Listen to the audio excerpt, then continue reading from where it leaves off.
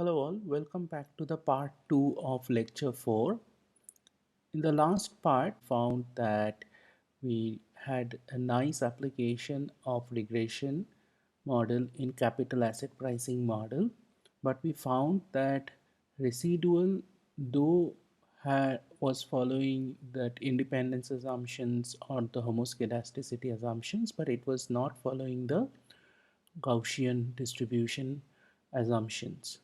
So we in this part we want to have solve that problem instead of without assuming Gaussian distribution. How can we solve this problem? So we can solve this problem using non-parametric bootstrap method, and we will in this part we will talk about non-parametric bootstrap method. So Bootstrap Statistics is an algorithmic strategy which typically resort to simple random sample with replacement scheme SRS-WR scheme. It falls under broader class of resampling strategy. So what is the idea? The idea is, suppose y1, y2, yn are IID observations from with a CDF F. Y1, Y2, Yn are IID observations from a probability distribution with some CDF which has a CDF A, but we don't know which distribution it is. It could be normal, it could be gamma, it could be anything, but we don't know. Now Tn is a statistics which will be the function of the data y1, y2, yn is a statistics which estimate the parameter theta of, and theta is some form of f or some characteristic of the population distribution. Now sampling distribution of Tn would depend on the f. The bootstrap idea in its simplest form is to estimate the unknown CDF f by empirical CDF f of n. So we know how to define empirical CDF of any sampling distribution samples. So we can estimate the unknown f, unknown CDF by its corresponding empirical CDF.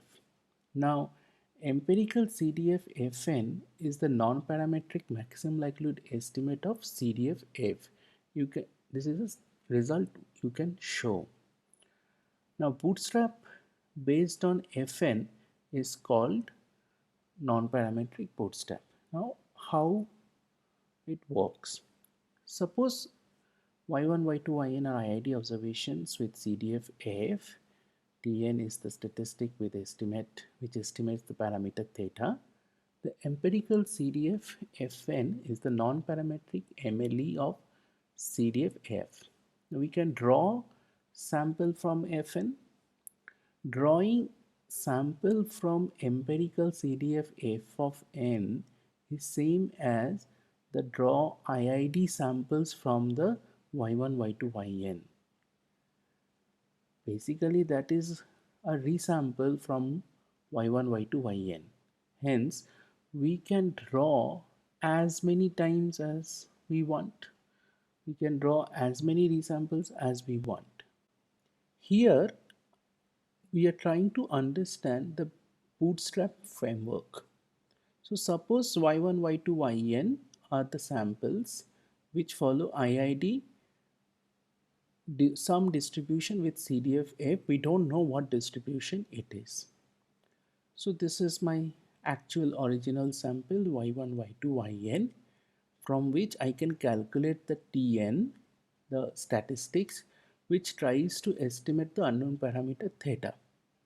Now this Tn does have a sampling distribution, but the only problem is the sampling distribution of Tn is completely unknown to us. We do know there must be a sampling distribution, but it is completely unknown to us because f is completely unknown to us.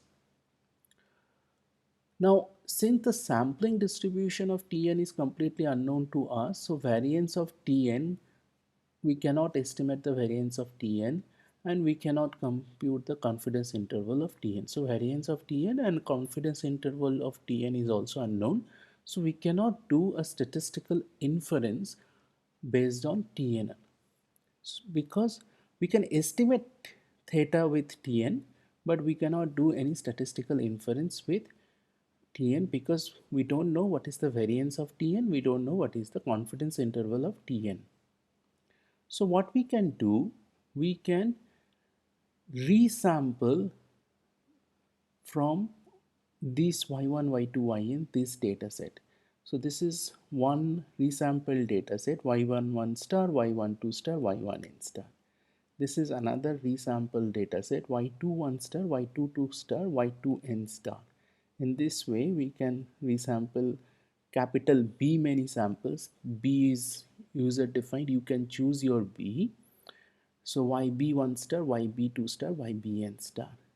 Now from each resample data set, you can compute this Tn.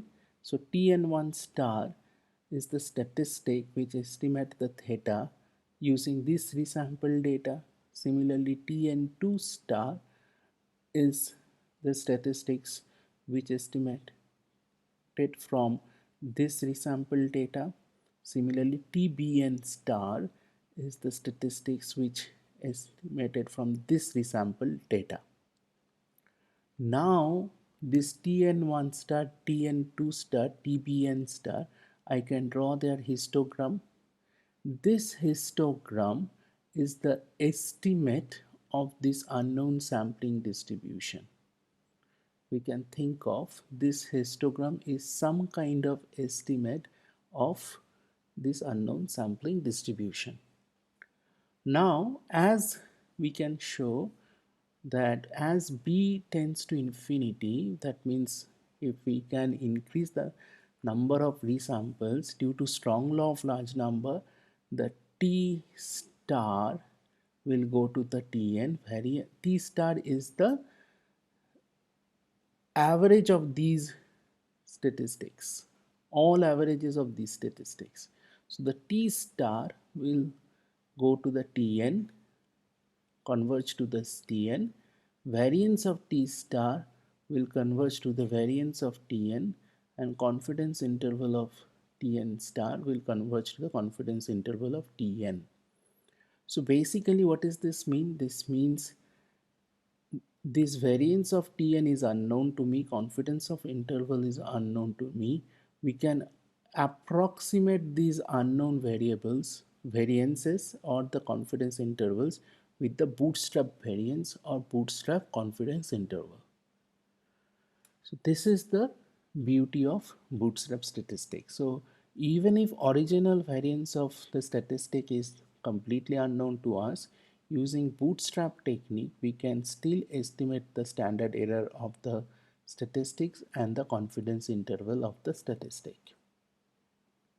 Now we will discuss the bootstrap framework in the form of mathematical notation. So yn, y1, y2, yn are IID random samples from the F. Tn is the samples of this yn is a statistics for the parameter theta. So Tn basically trying to estimate the theta. Since capital F is unknown, we don't know the sampling distribution of Tn. Hence, we do not know the variance of Tn and confidence interval of the Tn. The Ci of Tn is the confidence interval. So what we do a resample yn b star, y1 star, y2 star, yn star b from yn. So from this sample, we draw another sample using simple random sample with replacement scheme, and we draw capital B many. Capital B could be 1000, 10,000 or 50,000 depending on your computational ability, but we generally choose capital B to be bit large. For each resample B using this resample data set, we can compute the TNB star, which is this statistic. Now since F is unknown, variance of Tn is unknown, confidence of interval confidence interval of Tn is unknown. But what we can do from the resampled data, we can compute those statistics, and Tn, we can Tnb star, we can take the average of those statistics and we can compute the variances of those statistics and the confidence interval of the bootstrap statistics. Due to strong law of large number, we can show the bootstrap statistic converges to the Tn. Variance of the bootstrap statistics converges the variance of Tn almost surely, and confidence interval of Tn, bootstrap Tn, converges to the confidence interval of Tn almost surely. And what we show that TNB star minus Tn square root of variance of Tn bootstrap variance follow some distribution GB, that we call it bootstrap distribution or the bootstrap histogram. That bootstrap histogram converges to the sampling distribution of Tn in law. Under certain regularity conditions, you needed certain regularity conditions that moments needs to be exist and stuff like that. Some higher order moments needs to be exist. So but under those standard regularity conditions, I think these gives us a very interesting uh, phenomena. So even if variance of Tn, confidence interval of Tn's are not available, but still we can estimate them using bootstrap statistics of the variance of Tn and confidence interval of Tn. Now how can we extend that to bootstrap regression? So consider the model yn equal to xn cross p beta p plus epsilon n, where expected value of epsilon is 0 and variance is sigma square in, where epsilon follow IID with F distribution. Previously we were assuming normal, but we have figured out that in the capital asset pricing model we cannot assume normality, so we dropped the idea of normality and we are just saying that some distribution, but we don't know what is the distribution. So F is completely unknown, CDF. Now OLS estimator of Bn hat is x transpose x inverse x transpose y, and variance of beta n hat is sigma squared x transpose x inverse. That we do know that. Residual epsilon is y minus x beta n hat, or epsilon I equal to yi minus xi transpose beta n hat I equal to 1 to n. Now there are two algorithms which are popular in bootstrap regression. One is called residual bootstrap regression. Another algorithm is called paired bootstrap regression. First we will talk about the residual bootstrap regression. Suppose Fn is empirical CDF of epsilon and epsilon b star are IID samples from empirical CDF. That is, epsilon b star is resampled from the epsilon using SRS WR. So and the b equal to 1 to capital P. Now once you have epsilon b star, what you can do, you can calculate yb star. Just you take the x beta hat, that is the predicted y from the OLS estimates, and add these resampled residuals. That will give you the y beta yb star. Now then you estimate the resampled coefficient using x transpose x inverse x transpose. Instead of y, you give this new resampled y, yb star, and this yb star is x beta n hat plus epsilon b star. If you replace it here, then it will come down to beta n hat plus x transpose x inverse x transpose epsilon b star. So naturally, if you take the expected value of beta n b star, naturally that will be beta n hat, and expected value of epsilon b star is 0, so this part will be 0. So bootstrap coefficient is an unbiased estimator of the OLS estimator. So bootstrap estimate will be, once I have this beta nb star, so I will just take the average of all the coefficients and that will be my bootstrap estimate. and the variance of those bootstrap coefficients will give me the variance of beta b star. Now, how the paired bootstrap regression will work. So consider again the regression model, y equal to x beta plus epsilon. Now, if expected value of epsilon is 0, but the variance of epsilon, we don't need a sigma square I kind of. So if you look into the residual bootstrap, we were needed the homoscedasticity assumptions in the residual bootstrap method. But in the paired bootstrap method, you don't need the residual homoscedasticity assumption. You just take any capital sigma, and then yi xi is iid f is unknown cdf. Suppose yi star xi star equal to db are the IID samples from the empirical CDF. Then the estimates of beta from the bth sample resample will be simply beta b star xb star transpose plus times xb star inverse times xb star transpose by b star, and then you just take the simple averages of the bootstrap coefficient and the variance of the bootstrap coefficients. If the residuals are heteroscedastic, then the paired bootstrap is still consistent estimator. However, in case of heteroscedastic residuals, the residual bootstrap algorithm is not a consistent estimator. In that way, paired bootstrap will be preferred method over the residual bootstrap method. So we implemented um, the capital asset pricing model with the OLS, and these were the alphas and betas 0.0046 and 0.799, effectively 0.8, and these were the standard errors 0025 and 0.1556. Now, when we implement the paired bootstrap estimate of alpha beta, what we found that estimate was 0.0044, here it was 0.46, and here it was 0.7999, here it is 0.8071. So estimate almost same. Now, if you look into the standard error of alpha is 0.0026 and standard error for beta is 1541. So standard error is also turns out to be similar.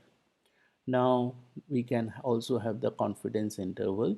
The confidence interval for alpha is negative 0.0005 to 0.0095. So the 95% confidence interval does include 0. So our analysis will be at 5% level of significance. We cannot say that alpha is not 0. We still have to stick with that alpha is 0. Same analysis like from the OLS estimation method. So in analysis point of view, there is not much change in terms of standard error estimates or confidence interval or p-value. But what we with the paired bootstrap method, what we have avoided that making the assumptions of normality. We do not need the assumptions of normality. That is a big achievement here. Now, this is the paired bootstrap histogram of the alphas and bootstrap histogram of the beta from the paired bootstrap regression. We can see the distribution is not really normal. It is slightly have a long tail on the right. We also implemented the paired bootstrap, and we found that paired bootstrap is somewhat similar to that of residual paired bootstrap and the residual bootstrap here, and the analysis are somewhat similar to the paired bootstrap and the OLS estimator. So, and here is the bootstrap regression histogram of the bootstrap regression coefficients alphas and betas. One interesting finding is from each resample method, you can also calculate the adjusted R square or the R square. Now in the OLS method, you just give one value for the R square, which is point, it turns out to be 0.239. But in the paired bootstrap or the residual bootstrap, you have thousands of, like I think 1000 different resamples, and each resamples you're computing the betas, and in each resamples therefore you can compute the R square. So out of the thousands R square, you can give a 95% confidence interval for the R square, which turns out to be somewhere in the region of 0.13236 for the paired bootstrap and 0.122, 0.39 for the residual bootstrap.